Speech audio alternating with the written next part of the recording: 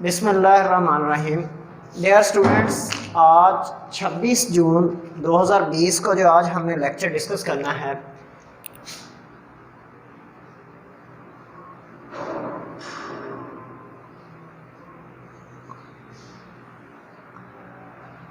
उसका नेम है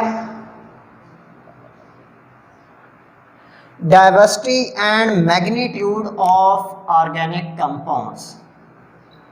diversity and magnitude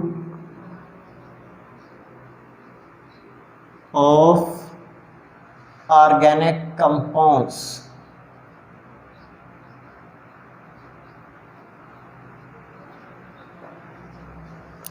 topic की डिटेल पर जाने से पहले हमें टॉपिक के एक्सप्लेनेशन पर जाने से पहले टाइटल के बारे में इंफॉर्मेशन होनी चाहिए कि हम इस टॉपिक में पढ़ने क्या जा रहे हैं।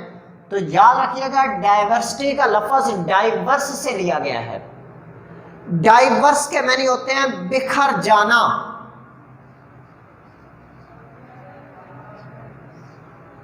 मैग्नीट्यूड इसकी तादाद को जाहिर करता है, नंबर्स। डाइवर्स बिखर जाने का मतलब यहां पे टाइप्स, इकसाम। सो इसका मतलब ये हुआ कि types and numbers of organic compound हम डिस्कस करने जा रहे हैं। तो याद रखिएगा, आपने इस चैप्टर के स्टार्ट में भी पढ़ा, आपने 9th क्लास में भी डेफिनेशन ऑर्गेनिक केमिस्ट्री की जब पढ़ी थी तो हमने कहा था कि ऑर्गेनिक कंपाउंड्स हाइड्रोकार्बन्स और उनके डेरिवेटिव्स को कहा जाता है। तो इसका बुनियादी जो कार्बन है और अकेले कार्बन के याद रखिएगा कंपाउंड्स बकिया तमाम एलिमेंट्स के कंपाउंड्स से ज़्यादा तादाद में पाए जाते हैं। ऐसा क्यों है? इस चीज़ को स्टडी करने के लिए आज के टॉपिक में हम सबसे पहले वो वजूहात मेंशन करेंगे कि जिस वजह से ये ऑर्गेनिक कंपाउंड्स की इतनी ज़्यादा इकसाम और तादाद है। उसके बाद हम हर एक वजह को वन बाय वन बयान करते जाएंगे। So number 1, catenation. सबसे मोस्ट इंपॉर्टेंट बात, कैटिनेशन जो है वो एक वजह है बड़ी जिसकी वजह से ऑर्गेनिक कंपाउंड्स की तादाद ज़्यादा पाई जाती है। नंबर 2, इसमें आइसोमरिज्म के एक अहम किरदार है। उसके बाद नंबर 3 पे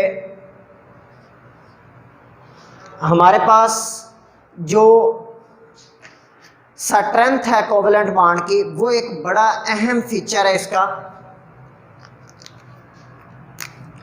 स्ट्रेंथ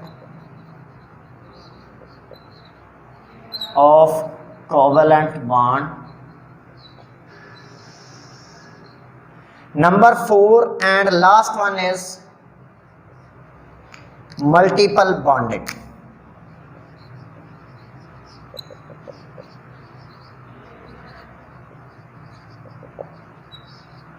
इन 4 वजूहात के बिना पे ऑर्गेनिक कंपाउंड्स इतने ज़्यादा कसरत मकदार में पाए जाते हैं। सो सबसे पहले हम कैटिनेशन से स्टार्ट करते हैं।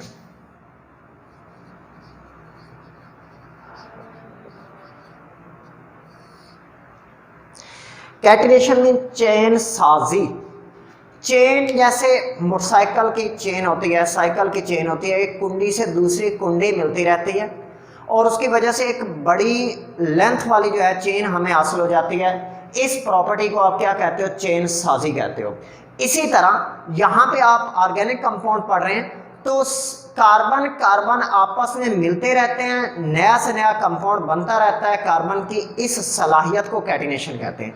लेकिन याद रखिएगा, क्योंकि ये ज़्यादा प्रोमिनेंट कार्बन में है लेकिन हो तो किसी भी एटम में सकती है ना, इसलिए हम यहाँ पे जनरल डेफिनेशन करेंगे, हम कार्बन के लिए स्पेसिफिक नहीं करेंगे। Self linkage ability of an atom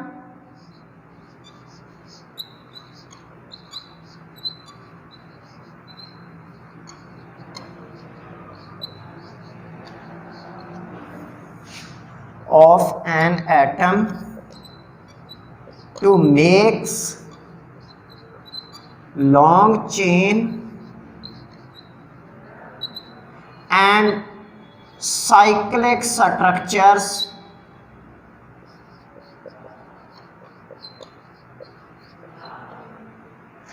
is called catenation। यहां पे ये बात काबिले गौर है कि सेल्फ लिंकेज अपने ही जैसे एटम से, जैसे आपने बेटा सेकंड चैप्टर अगर आपको याद हो, हमने सेल्फ आयोनाइजेशन पढ़ा था कि पानी में ही आयोनाइज हो जाता है। इसी तरह सेल्फ लिंकेज अपने जैसे एटम से ही बॉन्ड बनाने की सलाहियत। तो याद रखिएगा वो कार्बन की सबसे ज्यादा अहम एबिलिटी यही है कि ये कार्बन कार्बन बॉन्डिंग जो है वो ज्यादा तरजीह देता है कार्बन बॉन्ड बनाने के लिए। तो इस सेल्फ लिंकेज के लिए जो रिक्वायर्ड क्राइटेरिया है ना, वो दो चीजें हैं। नंबर एक, वैलेंसी शुड बी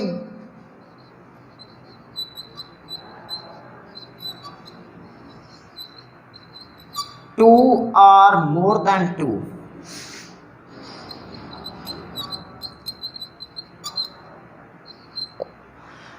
एटम की वैलेंसी दो या दो से ज्यादा होनी चाहिए। तो यहां पे देखने वाली बात है कि कार्बन की वैलेंसी क्या होती है, 4।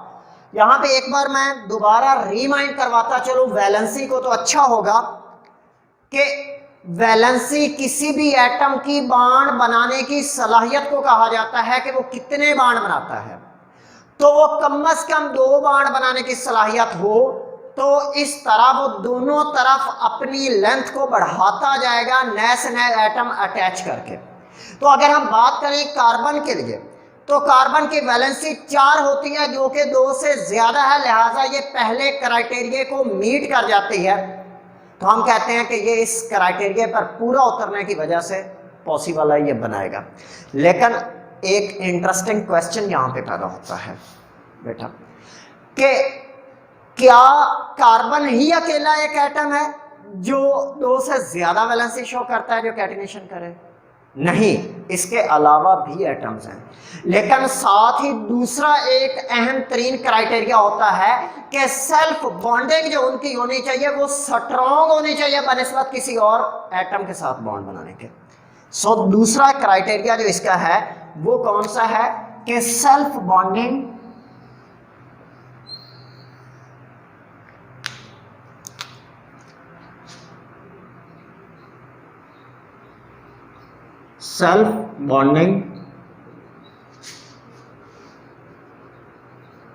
should be stronger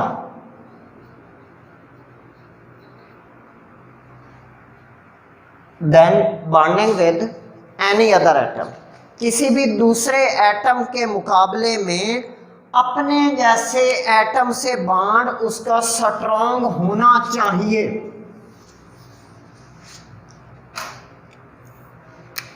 Then bonding with any other atom। तो अगर हम ये बात करें तो कार्बन की ये सलाहियत सबसे ज्यादा है कि कार्बन कार्बन बॉन्ड सबसे स्ट्रॉन्ग बॉन्ड होता है। कार्बन कार्बन बॉन्ड तोड़ने के लिए एनर्जी 355 किलो जॉल एनर्जी चाहिए होती है पर मोल। अच्छा, अब यहां पे बेटा ये एक इंटरेस्टिंग फीचर कि कार्बन की क्यों ज्यादा होती है। हालांकि कार्बन वाले ग्रुप में सिलिकॉन भी पाया जाता है, वो भी 4 की वैलेंसी शो करता है, वो भी कैटिनेशन शो करता है, लेकिन अप टू 6 मेंबर से ज्यादा उसके एग्जिस्ट नहीं कर सकते इकट्ठे। तो इसके रीजन कार्बन का स्मॉल साइज जो होता है वो इसको फेवर करता है कि ये अपने जैसे एटम स्मॉल साइज के साथ शेयरिंग कर ले। सिलिकॉन का बड़ा साइज होने की वजह से वो शेयरिंग को तरजीह नहीं देता, बल्कि वो ऑक्सीजन वगैरह जैसे एटम्स के साथ बॉन्ड लॉस करके इलेक्ट्रॉन बनाने को तरजीह देता है कि तब बॉन्ड बनेगा जब इलेक्ट्रॉन खारिज कर देगा। तो कार्बन का स्मॉल साइज, इसके लिए देखें मैं बार बार आपको कहता हूँ केमिस्ट्री अच्छी होनी चाहिए। तो आपको एटॉमिक साइज का इफेक्ट भी आ गया, यहाँ पे इलेक्ट्रोनेगेटिविटी का भी इफेक्ट आ गया, इलेक्ट्रॉनिक कॉन्फ़िगरेशन का आ गया कि बैलेंस शेल में 6 इलेक्ट्रॉन होने चाहिए, ये सारा पीरियोडिक टेबल आ गया। पीरियोडिक टेबल आपको याद होगा, आप बहुत अच्छा इसको एलैबोरेट कर सकोगे। नहीं याद होगा तो फिर आप रट्टा बेटा लगाएंगे, जितना रट्टा लग जाए वो वेल एंड गुड होता है, ठीक है।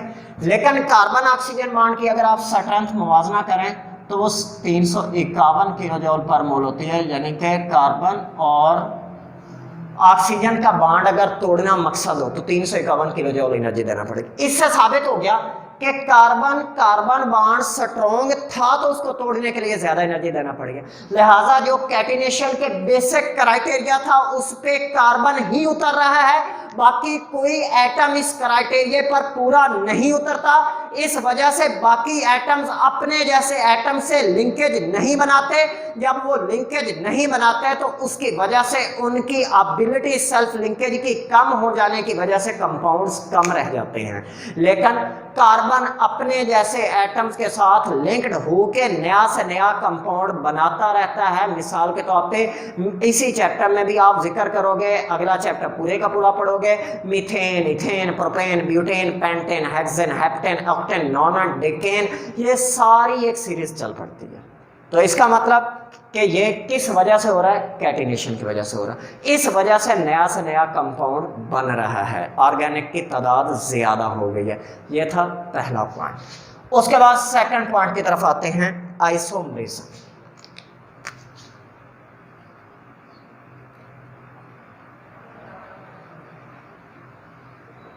आइसोमरिज्म का वर्ड दो अल्फाज का मजमूआ है। एक iso mean same, merism mean formula या शेप। फॉर्म आप लिखें फार्मूला। सो आप आइसोमर्स की डेफिनेशन क्या करते हो? ऐसे कंपाउंड्स जिनका molecular formula same but structural formula different.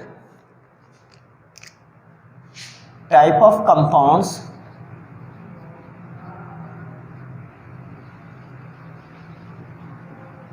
which have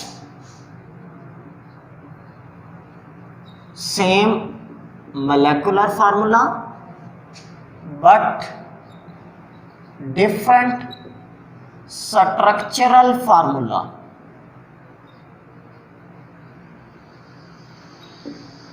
are called isomers and the phenomena is called isomerism।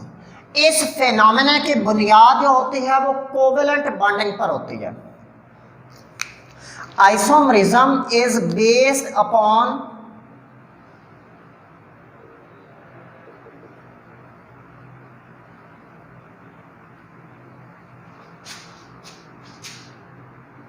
covalent character। तो चूंकि ऑर्गेनिक कंपाउंड्स तो प्योरली तौर पे, मुकम्मल तौर पे कोवेलेंट इन नेचर होते हैं। क्यों कोवेलेंट इन नेचर होते हैं? क्योंकि कार्बन कार्बन में बॉन्ड होता है और कार्बन दोनों नॉन मेटल हैं। अगर हम हाइड्रोकार्बन में चले जाएं तो कार्बन हाइड्रोजन में होगा, वो भी नॉन मेटल हैं। इससे साबित होता है कि नॉन मेटल में तो बॉन्ड ही कोवेलेंट पाया जाता है। तो लिहाजा कोवेलेंट कैरेक्टर चूंकि ऑर्गेनिक की एक शनाख्त है, तो कोवेलेंट कैरेक्टर की वजह से आइसोमरिज्म होता है। इसका मतलब ऑर्गेनिक कंपाउंड में आइसोमरिज्म भी ज्यादा पाया जाएगा। इसकी वजह से इसकी इकसाम ज्यादा हो जाती हैं। Therefore organic compounds shows isomerism as they are also covalent in nature।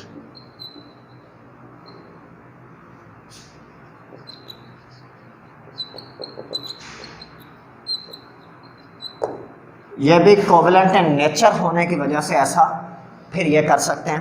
तो इसी वजह से इनकी इकसाम बढ़ जाती हैं। मिसाल के तौर पे बेटा C4H10 ब्यूटेन है, इसकी दो पॉसिबल आइसोमर्स हो सकते हैं। एक ये भी हो सकता है कि CH3 CH2 CH2 CH3 हो जाए, और एक ये भी पॉसिबल है कि CH3 CH CH3 और ये CH3 हो जाए। आप इसको N-ब्यूटेन कहते हो, आप इसको आइसोब्यूटेन कहते हो। एज वेल एज इसका एक सेकंड नेम बेटा ये भी है 2-मिथाइल प्रोपेन।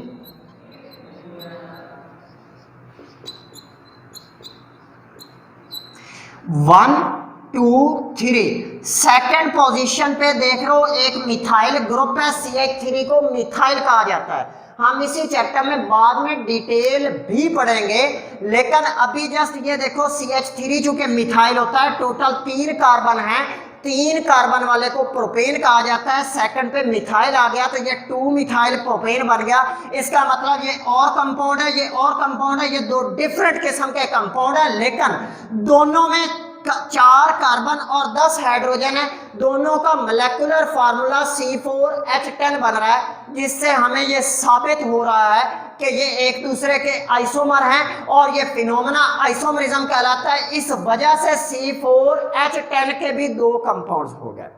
तो ऑर्गेनिक में ये कसरत मकदार में फिनोमेना देखने को मिलता है। अगर हम बात करें इनऑर्गेनिक में तो उनमें देखने को नहीं मिलता या बहुत रेयर पाया जाता है। क्लियर हो गया? इस वजह से इनके इकसाम बढ़ जाते हैं। उसके बाद नंबर 3 पे बेटा आ जाता है स्ट्रेंथ ऑफ कोवेलेंट बॉन्ड। तो बेटा मैं आपको यहीं पे मेंशन करना चाहूँगा, मैं इसीलिए इनसर्कल कर देता हूँ। तो कार्बन कार्बन की स्ट्रेंथ कोवेलेंट बॉन्ड की ज़्यादा होती है, इसलिए वो जितना स्ट्रॉन्ग बॉन्ड होगा, याद रखिएगा, उतनी चीज़ स्टेबल हो जाएगी। तो ऑर्गेनिक कंपाउंड में कार्बन के साथ बॉन्डिंग इतनी स्ट्रॉन्ग होती है कि कार्बन प्रेफर करता है कि वो कार्बन से बॉन्ड बनाए बजाय इसके किसी और से बॉन्ड बनाए, या वो प्रेफर करेगा कि कार्बन से बॉन्ड बनाए, तो इसका मतलब कैटिनेशन आ जाएगी। कैटिनेशन की वजह से कंपाउंड की तादाद बढ़ जाती है, जो कि आपको वैल्यूज से अंदाजा हो रहा है। लेकिन बाकी एलिमेंट्स जो होते हैं वो दूसरे एटम्स के साथ बॉन्ड बनाने को तरजीह देते हैं। मिसाल के तौर पे सिलिकॉन बॉन्ड अगर ब्रेक करना हो ना तो सिर्फ 200 किलो जॉल एनर्जी देना पड़ती है, बहुत कम एनर्जी है। लेकिन सिलिकॉन ऑक्सीजन बॉन्ड ब्रेक करना हो तो हमें तकरीबन 452 किलो जॉल पर मोल एनर्जी देना। इसका मतलब डबल से भी ज्यादा एनर्जी देना पड़ती है, फिर जाके बॉन्ड टूटता है। तो अब सिलिकॉन जब ज्यादा स्ट्रॉन्ग बॉन्ड बनाएगा उतना स्टेबल प्रोडक्ट होगा। तो इसका मतलब यह है कि सिलिकॉन ऑक्सीजन से बॉन्ड बनाने को प्रेफर करेगा, जबकि कार्बन से बॉन्ड बनाने को प्रेफर करेगा। ये स्ट्रेंथ ऑफ कोवेलेंट बॉन्ड का इसी में पॉइंट क्लियर हो जाता है। उसके बाद लास्ट वन बेटा आपका जो पॉइंट है वो मल्टीपल बॉन्डिंग है, उसको ज़रा डिस्कस कर लेते हैं। इसके साथ ही आपका आज का लेक्चर ख़त्म हो जाएगा। मल्टीपल बॉन्डिंग,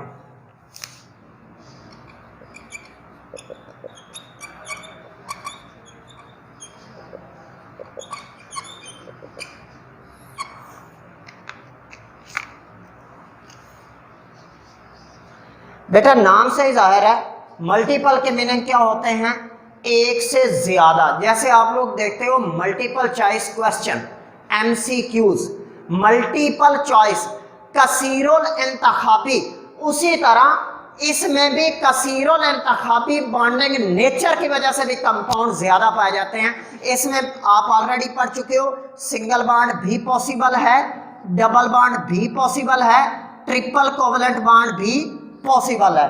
अब 2 कार्बन वाला ही कंपाउंड देखो 3 तरह के हो जाएंगे। एक CH3 हो जाएगा, एक CH2 डबल बॉन्ड CH2 हो जाएगा, एक CH ट्रिपल बॉन्ड CH हो जाएगा। This is called ethane, this is called ethene, this is called ethyne. इसका मतलब कि यही 2 कार्बन वाले कंपाउंड्स भी 3 तरह के यहाँ पे एग्जिस्ट कर रहे हैं। किस वजह से? Due to multiple bonding. इस वजह से भी ऑर्गेनिक कंपाउंड्स की तादाद ज्यादा पाई जाती है। यहाँ तक आपका आज का लेक्चर है। अगर किसी भी बच्चे का कोई सवाल हो तो बेटा आप लोग इनबॉक्स में पूछ सकते हैं। बहुत शुक्रिया, अल्लाह हाफिज़।